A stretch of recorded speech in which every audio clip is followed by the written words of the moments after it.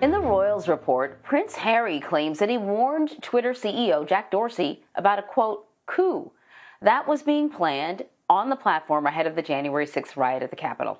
Harry talked about it during a panel discussion with Wired, highlighting misinformation in the U.S.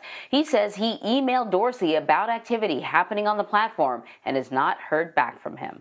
So, BBC News Royal correspondent Sarah Campbell is joining me now to talk about this and a whole lot more. Before we get to what I just brought up, I do want to ask you about how the Queen is doing. She has returned to Windsor Castle after, taking a bit of a break, doctor's orders. Do we know what her condition is like, how she's doing? Will she be attending any Remembrance Day events at all? Yeah, good morning to you. So it's now 3 weeks since we knew that the Queen had spent this overnight stay in hospital, and she was then ordered to rest. And obviously that caused a huge amount of concern. She's 95 years old, but since then, Buckingham Palace have maintained that she is in good spirits. She has been photographed out and about around Windsor, and as you say, she had a weekend mini break in Sandringham. That's her home in Norfolk. She travelled there and back via helicopter, and she is now back in Windsor. Remembrance Sunday, so that's this Sunday, really is one of the key events on her calendar, and it has been made clear that the Queen is determined to be there at the cenotaph, as she pretty much always has been throughout her entire reign. I think it would be a worrying sign if she wasn't there on Sunday, but certainly there's no reason at the moment to suggest that she won't be there as normal, so that's good news. Yeah, that certainly is good news. Okay, so let's get back to this Prince Harry thing.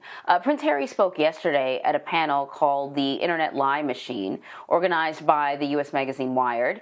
At the event, the Duke of Sussex claimed that he actually warned the head of Twitter about a coup being staged against the U.S. just days before the January 6th riots on the Capitol. Here's a little bit of what he said.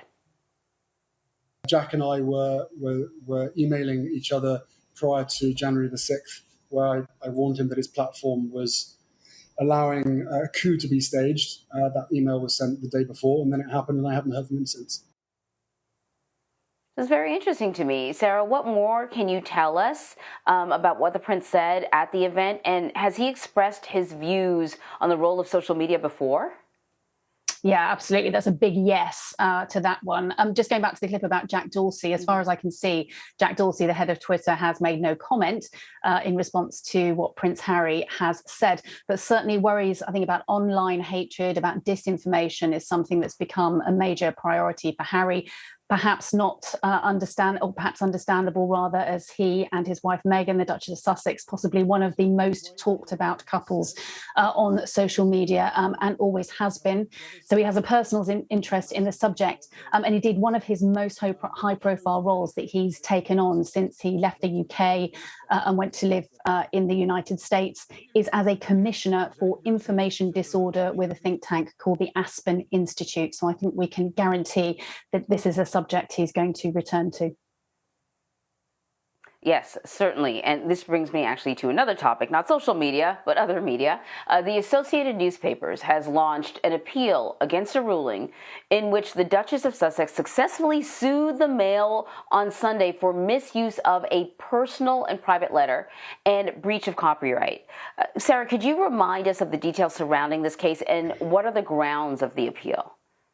Yeah, it has been a long-running court case. So earlier this year, Meghan won the case against the publishers of the Mail on Sunday. That's one of the biggest newspapers here in the UK, after it published a letter, as you say, written by her, sent to her father, Thomas Markle. Now, it didn't go to trial because the judge issued what's called a summary judgment. So that effectively says that, legally speaking, he believed the letter was private, therefore shouldn't have been published, case closed.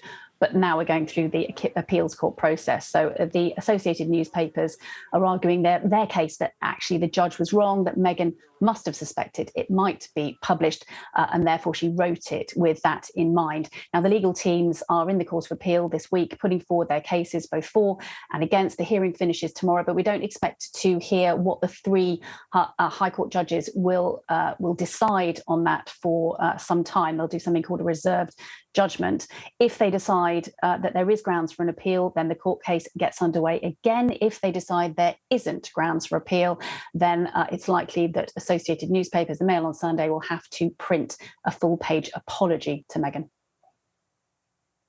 Interesting. Sarah Campbell, thank you very much. Thank you.